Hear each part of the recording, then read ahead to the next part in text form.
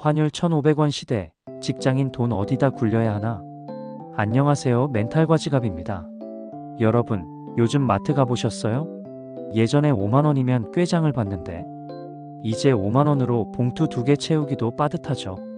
주유소 가면 또 한숨 나오고, 외식 한번 했다 하면 2명이서 3만원은 기본으로 나가고, 근데 이상하게 통장 잔고는 늘 비슷해요. 월급은 그대로인데 나가는 돈은 확실히 늘었거든요. 이게 다 기분 탓이 아닙니다. 숫자로 증명이 돼요. 오늘은 지금 우리가 처한 경제 상황이 정확히 뭔지, 그리고 이 상황에서 직장인이 돈을 어떻게 굴려야 하는지 진짜 현실적으로 얘기해 볼 거예요. 거창한 투자 얘기 아닙니다. 월급쟁이가 당장 이번 주부터 할 수 있는 것들 위주로 얘기할게요.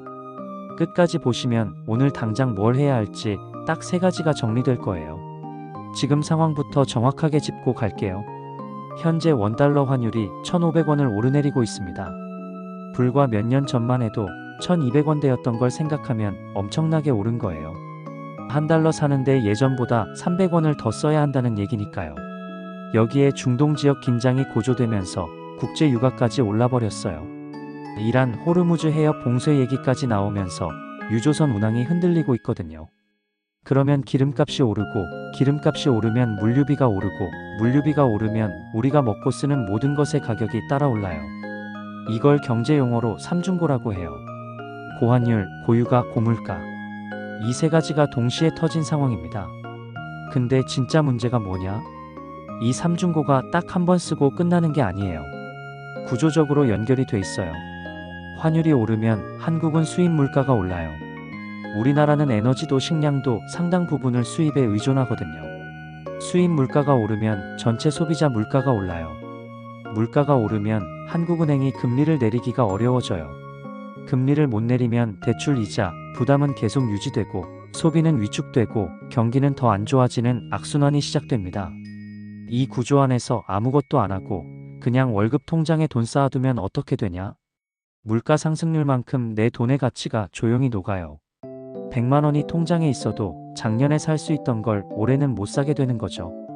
가만히 있어도 손해가 나는 구조입니다. 그럼 뭘 해야 하냐? 3가지로 나눠서 얘기할게요. 첫 번째, 달러 자산을 일부 가져가세요. 환율이 오른다는 건 달러 가치가 올라간다는 말이에요. 원화만 들고 있으면 그 상승분을 고스란히 손해로 받아요. 반대로 달러로 된 자산을 일부 가지고 있으면 환율이 오를수록 원화로 환산했을 때 수익이 생겨요.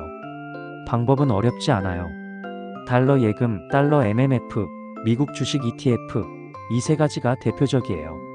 달러 예금은 은행 앱에서 바로 개설할 수 있어요. 달러를 사서 넣어두는 거예요. 이자는 낮지만 환율 상승분이 수익이 됩니다. 달러 MMF는 달러 기반 단기 채권에 투자하는 상품이에요. 원금 손실 위험이 낮고 환율 혜택을 받을 수 있어요. 미국 주식 ETF는 S&P 500이나 나스닥 100을 추종하는 ETF인데 달러로 운용되니까 환율 상승 효과랑 미국 증시 수익을 동시에 볼 수 있어요. 여기서 많이들 하는 실수가 뭐냐? 환율이 이미 많이 올랐으니까 지금 들어가면 늦은 거 아니냐고 망설이는 거예요. 근데 타이밍 맞추려다가 아무것도 못하는 게 제일 손해예요. 지금부터 매달 일정 금액씩 분할 매수로 접근하면 리스크가 크게 줄어들어요. 전 재산을 달러로 바꾸라는 게 아닙니다. 전체 자산의 20에서 30% 정도를 달러 자산으로 분산해 두는 게 이 시기의 기본 방어예요. 두 번째, 대출 이자를 반드시 점검하세요. 고환율 시기에 금리는 쉽게 안 내려요. 왜냐면 물가가 오르는 상황에서 금리까지 내려버리면 돈이 더 풀리고 물가가 더 올라버리거든요. 그래서 한국은행 입장에서는 금리 인하를 쉽게 결정 못해요. 금리가 높게 유지된다는 건 변동금리 대출을 가지고 있는 분들한테 직격타예요. 몇 년 전에 2, 3%대 금리로 대출받았던 분들이 지금 5, 6% 이자 내고 있는 경우가 많아요. 대출 원금이 3억이라고 하면 이자율 1% 차이가 연간 300만원, 월 25만원이에요. 이게 재테크 수익보다 훨씬 큰 돈이에요. 지금 당장 해야 할 건 2가지예요. 내 대출이 변동금리인지 고정금리인지 확인하고, 변동금리라면 고정금리 전환이 가능한지 은행에 문의해보세요. 금리 인하 기대가 있다면 변동금리가 나을 수도 있지만 지금처럼 불확실성이 큰 시기에는 고정금리로, 이자 예측 가능성을 확보하는 게 정신건강에도 좋고 가게 운영에도 유리합니다. 그리고 대출이 여러 개 있다면 금리 높은 순서대로 갚는 전략을 써야 해요. 카드론이나 마이너스 통장처럼 금리 높은 부채는 어떤 투자 수익보다도 갚는 게 우선입니다. 10% 금리 대출 갚는 게 10% 수익 내는 투자랑 똑같은 효과예요. 근데 투자는 손실 위험이 있고 대출 갚는 건 확정 수익이에요. 세 번째, 물가 연동 자산을 일부 편입하세요. 인플레이션이 강할 때 현금 비중만 높으면 자산이 조용히 녹는다고 했죠. 이 상황에서 물가랑 같이 움직이는 자산을 일부 넣어두면 방어가 됩니다. 대표적인 게 세 가지예요. 에너지 ETF예요. 유가가 오를 때 같이 오르는 에너지 관련 기업들을 묶어놓은 ETF인데 지금처럼 유가 상승 우려가 있을 때 해지 수단으로 활용할 수 있어요. 리츠도 있어요.